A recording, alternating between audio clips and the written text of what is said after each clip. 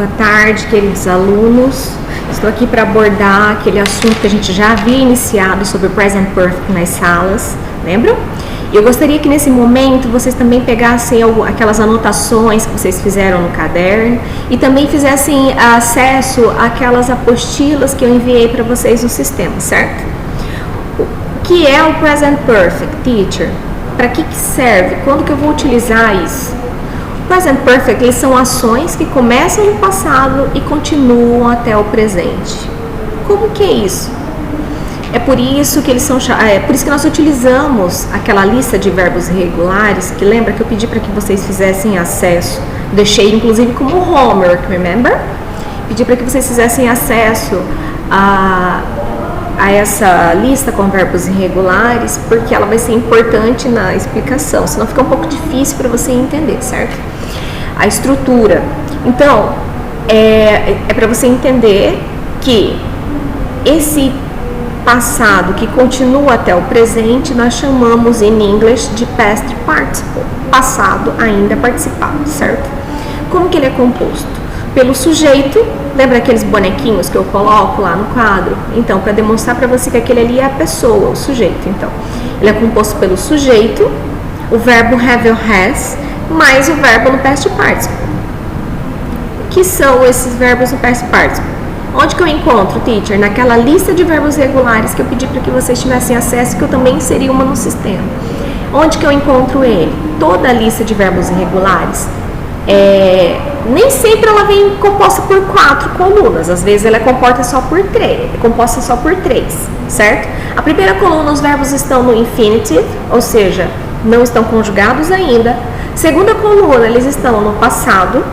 E a terceira coluna, eles estão no past participle, que é esse que você vai utilizar aqui agora comigo, certo?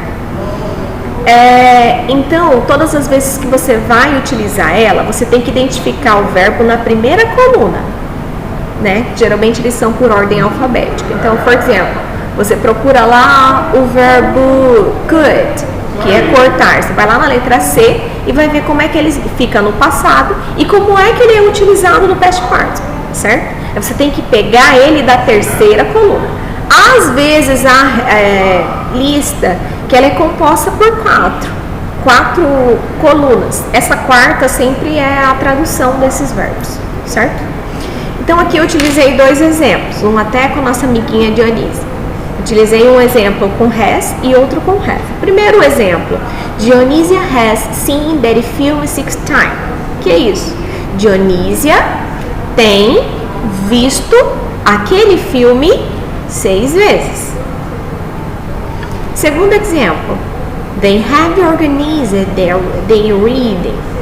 Eles têm organizado o casamento deles. What is the difference? A diferença é, eu utilizei has para Dionísia porque Dionísia é ela, terceira pessoa do singular. E o verbo sim é o verbo ver, que se você for localizar o verbo ver aí na lista de verbos, ele vai estar escrito saw, S-A-W, na terceira coluna, que você vai identificar ele como sim, certo?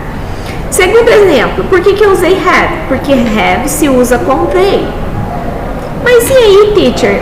Observa que nesse slide que você está mostrando aqui, o verbo sim, ele está escrito por inteiro. E o verbo organize, ele está adicionado o ed. Como que é isso?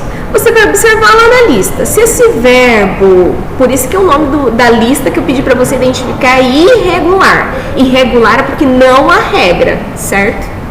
Então, se esse verbo não está você procurou o verbo lá na lista. Se esse verbo não está na lista, significa que ele é regular, entendeu? Irregular não tem regra, regular tem regra. Qual é a regra? Adicionar D aos verbos que terminam em E, ED aos verbos terminados em consoante e IED aos verbos que terminam em Y. Como assim? Tira o Y e coloca IED, certo? Então você vai identificar lá, o verbo não está na lista, ele é regular, tem que colocar a regrinha. É isso. Então qual que é a diferença, teacher, do have e do has?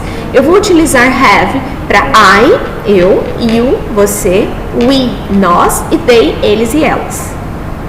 Eu vou utilizar has para a terceira pessoa do singular, que é he, she, it, certo? Então o que acontece? Se você errar a conjugação do verbo ter, tá tudo errado a sua frase, certo? Então você tem que prestar muita atenção nesse primeiro momento. Lembra que eu falei para vocês que ela é uma das estrutura gramatical um pouquinho mais complicada que as outras? Porque você trabalha com dois verbos, dois tempos verbais, certo? Então, você tem que sempre identificar primeiro na frase quem é o sujeito. I, you, we, they, have, he, she, it, has. Aí que você vai lá buscar na lista. E lembrar sempre, olhou na lista, o verbo não tem na lista, então ele é regular. Regular vem da palavra regra, que a regra é adicionar de, ed ou ied, ok? Beijinho no coração de vocês, tá bom?